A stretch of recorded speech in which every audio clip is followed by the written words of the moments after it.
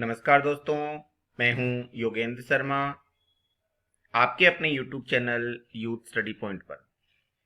आज का अपना वीडियो रहेगा शिक्षक भर्ती के लिए तैयारी कर रहे उन छात्रों के लिए जो अध्यापक बनना चाहते हैं। अपने वीडियो का आज का विषय है अभिप्रेरणा।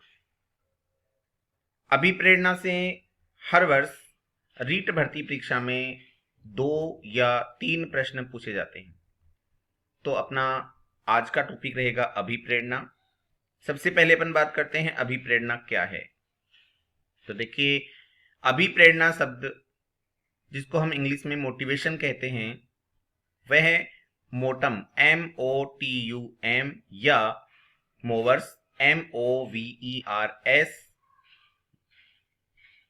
लैटिन भाषा का एक शब्द है, जिसका शाब्दिक अर्थ होता है टू मूव, अर्थात गति करना। तो अभिप्रेरणा जिसको आप हिंदी में बात करें, शाब्दिक अर्थ हो जाएगा वे परिस्थितियां या वे कार्य जो हमें किसी भी प्रकार के कार्य करने के लिए गति देते हैं, शक्ति देते हैं, उत्साह देते हैं, अभिप्रेरणा कहलाता है। अभिप्रेरणा वे सभी कारक हैं जो प्राणी के शरीर को कार्य करने के लिए गति प्रदान करते हैं। केवल शरीर को ही नहीं बल्कि हमारे शरीर और मन दोनों को गति देते हैं। अब केवल शरीर की मैं इसलिए बात कर रहा हूं क्योंकि शरीर तभी कार्य करता है जब मन गतिशील होता है, क्योंकि बिना मन के शरीर के कोई भी हिस्से गतिशील नहीं हो सकते।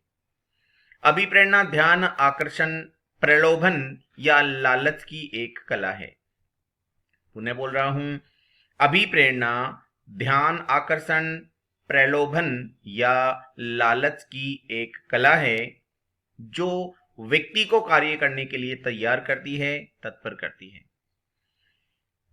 अब यदि अपन बात करें इसकी कुछ परिभाषाओं की, तो सबसे पहली परिभाषा स्किनर की परिभाषा है, अभिप्रेरणा अधिगम का सर्वोच्च राजमार्ग या कहें तो एक स्वर्णिम पथ है। अर्थात स्किनर ने कहा है कि अभिप्रेरणा हमारे सीखने की गति का, हमारे सीखने का एक सबसे अच्छा राजमार्ग है, रास्ता है। सोरेनसन ने कहा कि अभिप्रेरणा अधिगम का आधार है। इनका कहना है कि बिना अभिप्रेरणा के अधिगम हो ही नहीं सकता। इसी प्रकार से गुड एनफ की परिभाषा है, अभिप्रेरणा किसी कार्य को प्रारंभ करने, जारी रखने व नियंत्रित करने की एक प्रक्रिया होती है। गेट्स ने भी कहा था कि अभिप्रेरणा प्राणी के भीतर वे शारीरिक व मनोवैज्ञानिक दशाएं हैं जो उसे एक विशेष कार्य करने के लिए तैयार करती हैं। पुनः बोल रहा हूं, गेट्स ने कहा था कि अभिप्रेरणा प्राणी के भीतर वे शारीरिक व मनोवैज्ञानिक दशाएं हैं जो उसे एक विशेष प्रकार के कार्य करने के लिए तैयार करती हैं। इसके बाद यदि ब्लेयर, जोन्स और सिम्पसन की बात करें तो उन्होंने कहा था कि प्रेरणा एक प्रक्रिया है जिसमें सीखने वाले की आंतरिक शक्तियां या आवश्यकताएं उसके वातावरण में विभिन्न लक्ष्य की ओर इंगित करती हैं। थॉमसन ने कहा था कि अभिप्रेरणा विद्यार्थी में रुचि उत्पन्न करने की एक कला है, ऐसी रुचि जो या तो छात्र में है ही नहीं और या तो उसे उसका आभास नहीं होता। और अंत में सेफर की बात कर रहे हैं अपन कि कहा था सेफर ने, प्रेरणा एक क्रिया है, एक क्रिया की प्रवृत्ति है जो चालक के माध्यम से उत्पन्न होती है और समायोजन के द्वारा समाप्त हो जाती है। इन्हें अपन बात करें तो सेफर ने कहा कि प्रेरणा एक क्रिया की प्रवृत्ति है जो चालक के माध्यम से उत्पन्न होती है, और चालक आपको पता है तनाव से उत्पन्न होता है, तो चालक के माध्यम से उत्पन्न होती है। जैसे ही समायोजन प्राप्त हो जाता है हमें, तो वह समाप्त हो जाती है। मैकडूगल ने भी एक बात कही थी कि अभिप्रेरणा की व्याख्या जन्मजात मूल प्रवृत्तियों के आधार पर की जा सकती है। इनका यह मानना था कि हमारी जैसी मूल प्रवृत्तियां जन्म के समय होती हैं, उसी पर हमारी अभिप्रेरणा निर्भर करती है। लावेल ने कहा, अभिप्रेरणा एक मनोवैज्ञानिक व आंतरिक प्रेरणा है जो आवश्यकता की उस उपस्थिति में उत्पन्न होती है और एक ऐसी क्रिया है एक ऐसी क्रिया की ओर गतिशील करती है जो उस आवश्यकता को संतुष्ट करेगी। यानी आवश्यकता से प्रेरणा पैदा होती है और समायोजन पे समाप्त हो जाती है, क्योंकि जैसे ही हमें प्रोत्साहन मिलता है तो हमारा समायोजन हो जाता है और उसी समायोजन के साथ प्रेरणा समाप्त हो जाती है। इसके बाद अपन बात करते हैं इसकी प्रकृति कैसी, यानी अभिप्रेरणा क्या है। तो यह एक मनोवैज्ञानिक प्रक्रिया होती है जो हमें कार्य करने हेतु सक्रिय करती है। यदि हम मनोवैज्ञानिक रूप से कार्य करने के लिए तत्पर नहीं हैं तो हम कार्य करने हेतु सक्रिय नहीं हो सकते।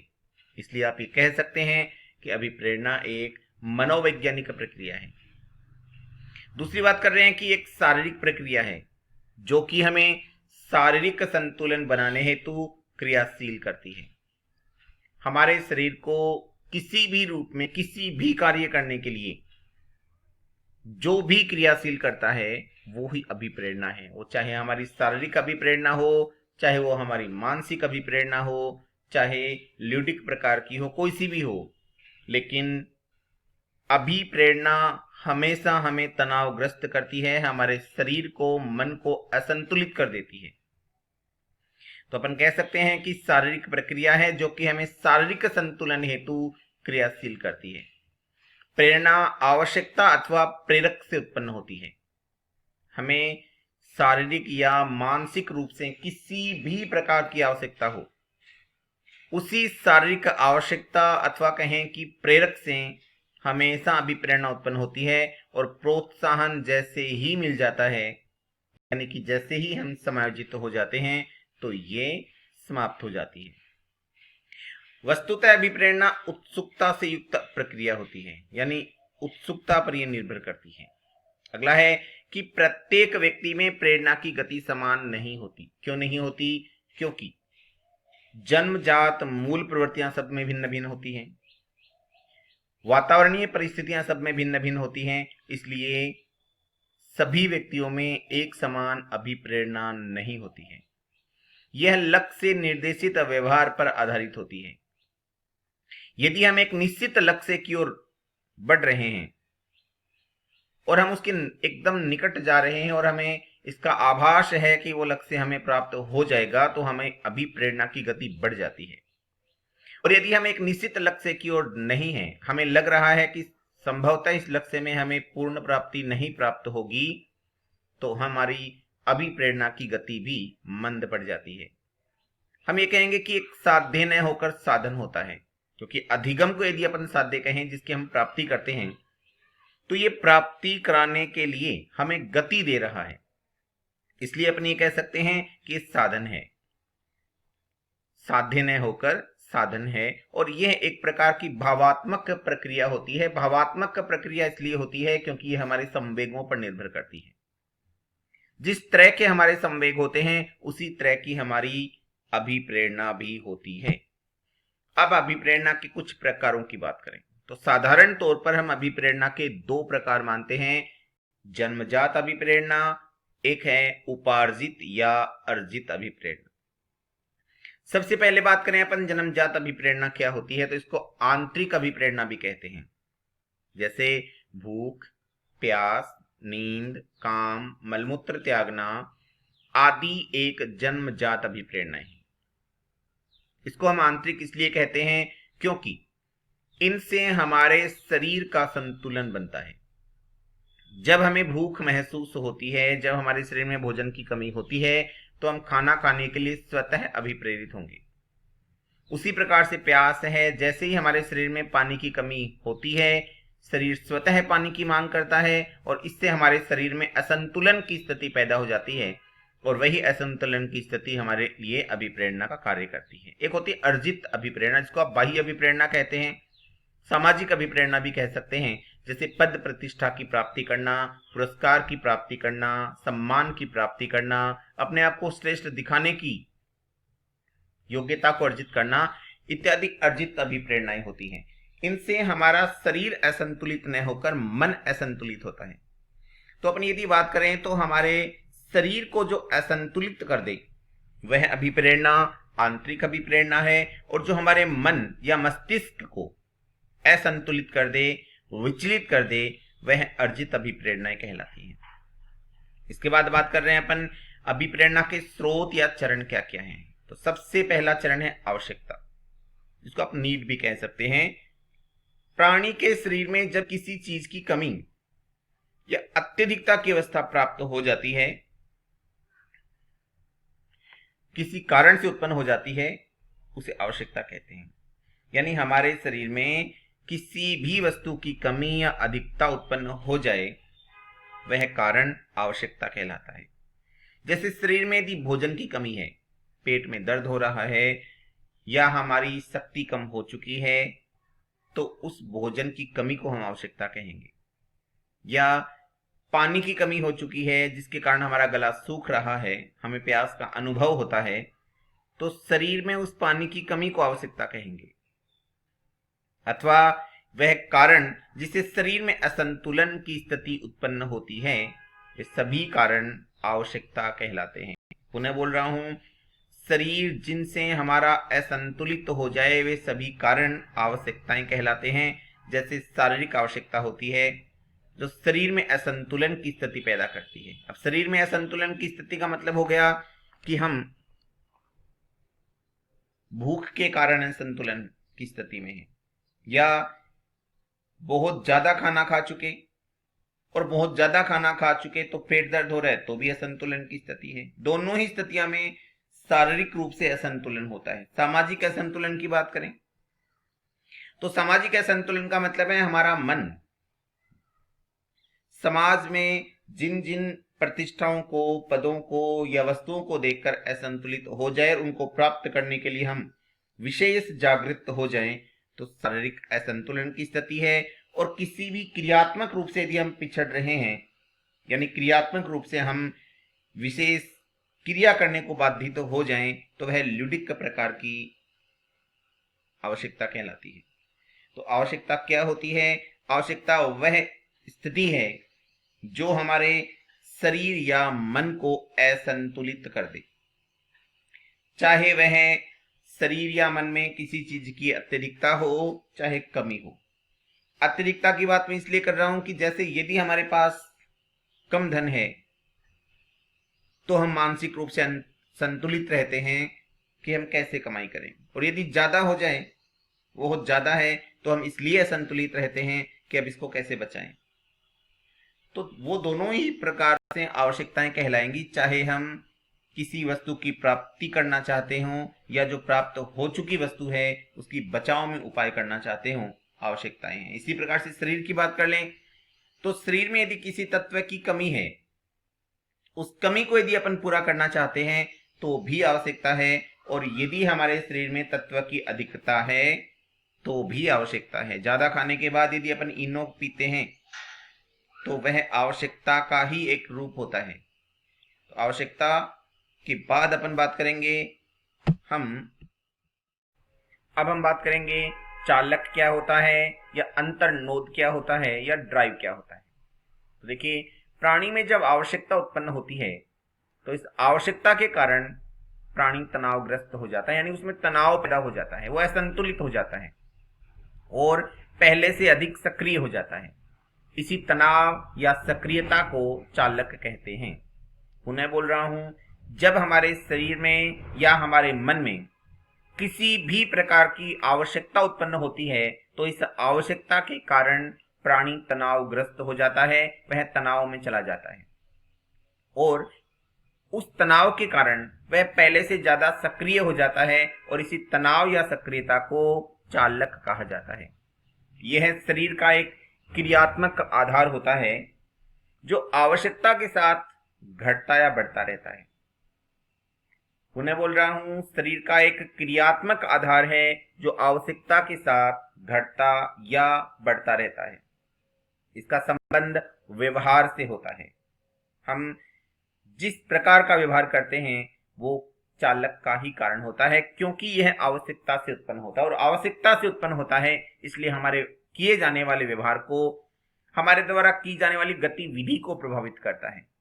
जैसे अपन यदि बात करें तो शरीर में जब भोजन की कमी हो जाती है तो भूख महसूस होती है, और वह भूख हमारे द्वारा की जाने वाली क्रियाविधि को कम ज्यादा कर देती है, यानी बढ़ा देती है। आप सीधी सी बात करें तो हमारे शारीरिक गतिविधि को बढ़ा देती है, हम कार्य करने लग जाते हैं, इसलिए वो भूख चालक कहलाती है। पानी की कमी है तो प्यास महसूस होती है और वो प्यास चालक है। जैसे अपन ने कौवे की कहानी सुनी थी कि पानी कम था मटके में और उसने इधर उधर से कंकड़ लाकर डाले, तो उसने कंकड़ क्यों डाले? क्योंकि वो तनाव में था। यदि उसे प्यास लगी हुई नहीं होती तो वह मटके में कंकड़ नहीं डालता और पानी ऊपर नहीं लाता। इसी प्रकार से जो मन में कामुकता पैदा होती है वह भी हमारे किसी न किसी उद्दीपक के कारण होती है, शरीर की असंतुलितता के कारण होती है, और नींद आना भी अपने आप में एक चालक है। इसके बाद हम बात कर रहे हैं प्रोत्साहन क्या होता है, जिसको आप उद्दीपन भी कहते हैं, इंसेंटिव भी कहते हैं।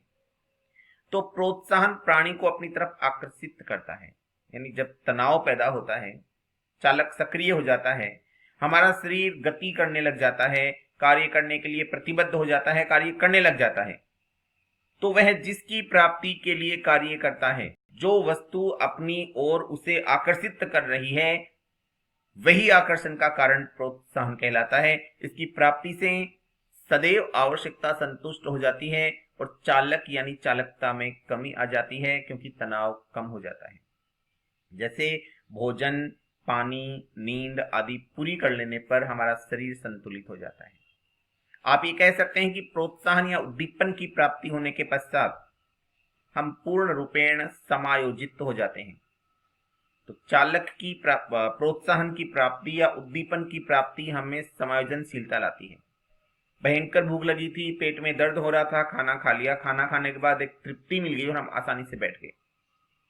लेकिन यदि हमें भोजन नहीं मिलता तो हम सक्रिय रहते।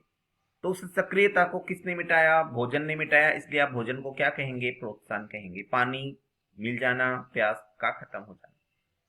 उसी प्रकार से हमारे शरीर में असंतुलन था कि नींद पूरी नहीं हुई थी, थकान महसूस हो रही थी। जब हमने नींद पूरी कर ली होती है तो हमारे शरीर में एक ताजगी महसूस होती है, इसलिए आप उस नींद को की पूरी करने को भी प्रोत्साहन कहेंगे। उद्दीपन का संबंध लक्ष्य से होता है, क्योंकि जैसे ही लक्ष्य की प्राप्ति होती है उद्दीपन समाप्त हो जाता है। जब लक्ष्य की प्राप्ति हो जाती है तो तनाव समाप्त हो जाता है। तनाव का मतलब आप सीधा सीधा बात करें तो चालक की समाप्ति हो जाती है, आवश्यकता खत्म हो जाती है और एक प्रकार से एक समायोजन की स्थिति पैदा हो जाती है। हम पूर्ण रूपेण संतुलित हो जाते हैं और उसी संतुलित अवस्था को हम प्रोत्साहन की प्राप्ति कह सकते हैं।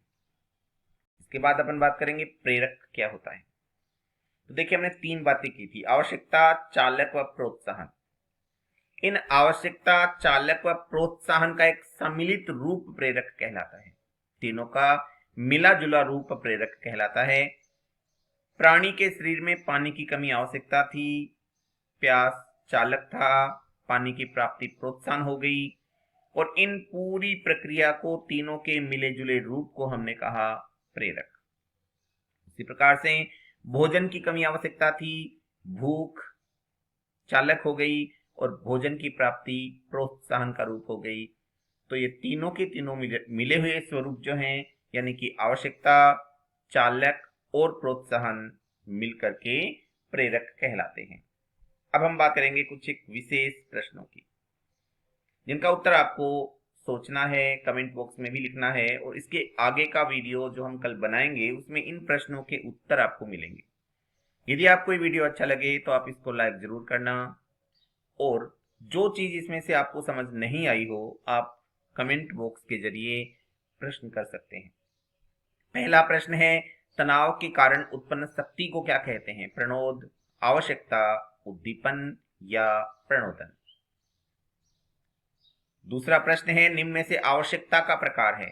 भोजन की कमी आवश्यकता कहलाएगी कि भूख आवश्यकता कहलाएगी कि भोजन आवश्यकता कहलाएगा, या सभी आवश्यकता के ही प्रकार हैं? तीसरा प्रश्न है, निम्न में से प्रणोद का प्रकार कौन सा है? प्रणोद किसे कहेंगे? भूख को, भोजन की कमी को, भोजन की प्राप्ति को, या सभी प्रणोद के प्रकार हैं? अब कुछ कथनात्मक प्रश्न हैं, 1-2 आपके पास। कौन सा कथन सही नहीं है? आवश्यकता वंचना की शारीरिक अवस्था नहीं है। दूसरा है, अंतर्नोद आवश्यकता का मनोवैज्ञानिक परिणाम है। तीसरा है आवश्यकता व अंतर्नोद समान नहीं किंतु समांतर होते हैं। और चौथा है मूल प्रवृत्ति आंतरिक जैविक बल है। इसके बाद है निम्न में से किसे बाह्य अभिप्रेरणा में समावेशित किया जाएगा? प्रशंसा व दोषारोपण, प्रतिद्वंद्वता, पुरस्कार व दंड या परिणाम का ज्ञान। इसके लिए विकल्प दिए हैं 1 नंबर और 2 नंबर दोनों, 1, 2 और 3 तीनों, केवल 3 नंबर या सभी। और अंतिम प्रश्न है किसी उद्दीपक के निरंतर दिए जाने से व्यवहार में होने वाले अस्थायी परिवर्तन को क्या कहते हैं? अभ्यस्तता, अधिगम, अस्थायी अधिगम या अभिप्रेरणा। दोस्तों यदि वीडियो अच्छा लगे तो आप इसको लाइक जरूर करना और जिन्होंने सब्सक्राइब नहीं किया हुआ है वो सब्सक्राइब भी कर लेना।